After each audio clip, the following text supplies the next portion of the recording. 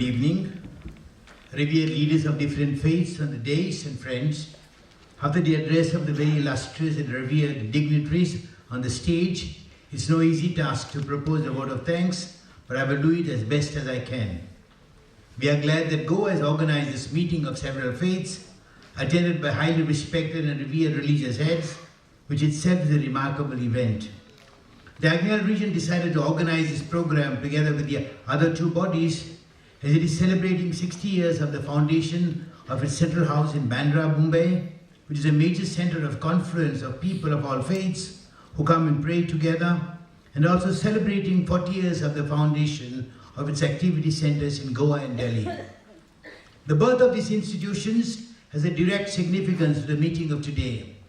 Our faith, or in simpler terms, what we believe and do, is a result of our discovery and understanding of what the divine initiative towards us as individuals and people is, and how to remain in this continuous search is what religion, in whatever way understood, is all about.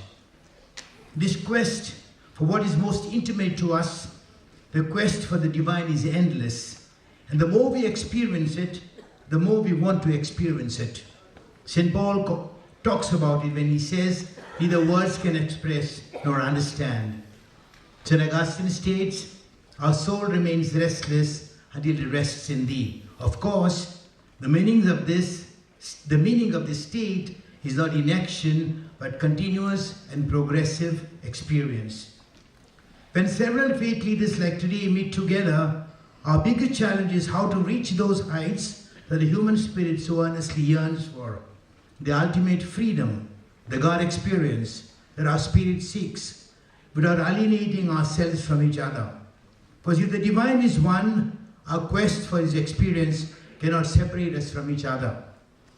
Our quest for the divine cannot be real, genuine, and effective if in the pursuit of the same we alienate each other. In the Gospel of John, Jesus assures the Samaritan woman who wonders how, being an alien from the Jewish faith and not being able to worship in the temple, she can experience salvation. And Jesus tells her, without mincing words, that you do not need the temple. You can experience salvation provided you surrender to the Lord in faith. In the Bible, and so in other traditions, men and women of God are known as prophets, Nabi. All true prophets are known not for the miracles and the teachings, but the freedom they have to speak out what God wants them to speak. A true prophet is the one who has the courage to speak the truth, which he can do only when he is free to do so.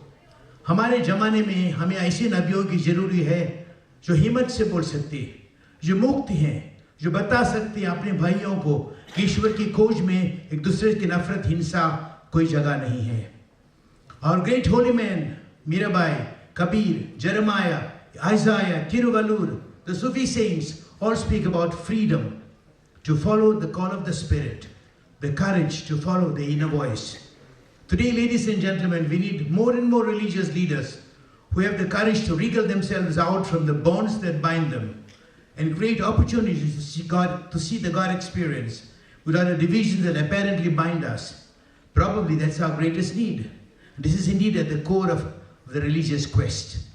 We need the religious leadership that has the courage to speak the truth, which means two things: courage to be free from what binds them in a manner that excludes the other because of his color, faith, or race, and the freedom to say and do it.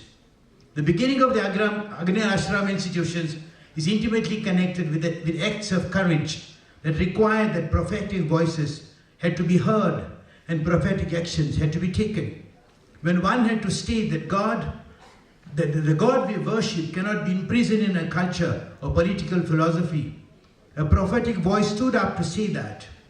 When in the fringes of the society, men and women live in squalor and misery, and for most of us that is fine, prophetic voices stood and courageous steps were taken to address this inequality, which is diametrically contrary to a God who loves all men and women and desires that we live in harmony, sharing our goods that come to us from his hands freely. This was done even if it did not find favor with many. I thank His Grace, Archbishop of Goa and Daman, for his gracious presence and encouragement and his inspiring words. I thank very Reverend Bishop Theodore Mascarenhas, Secretary CBCI, for organizing this meet.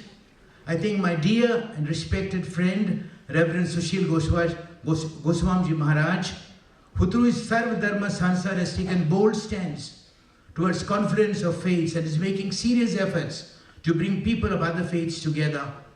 I thank the revered Umaid Ahmed Ilyasi Sahab, President and Chief Imam Council of India, for his presence and support. Thank you, Reverend Sardar Paramjit Singh Chandukji, Chairman, Bangla Sahib Gurdwara, Delhi.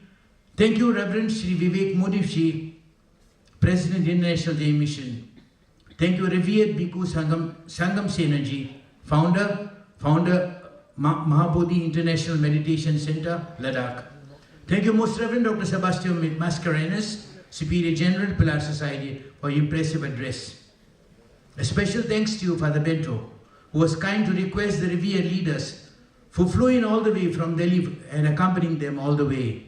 In a very special way, I thank Fathers Anthony Costello, Superior Goa Community, and Father Sebi Rodriguez for all the local arrangements and for taking care of every detail with a dedicated team of faculty and staff of Vedna institutions. Thank you, ladies and gentlemen, of the audience for your presence and solidarity with this meet. Thank you above all for your courage of convictions that that one small step towards harmony and understanding is worth many more 100 indifferent stands. Thank you for your belief that it is worth to change the world. That if you want to change the world, you must be that change yourself. Thank you above all for the small steps taken today, for the belief that understanding and harmony is possible. God bless you. Jai Hind.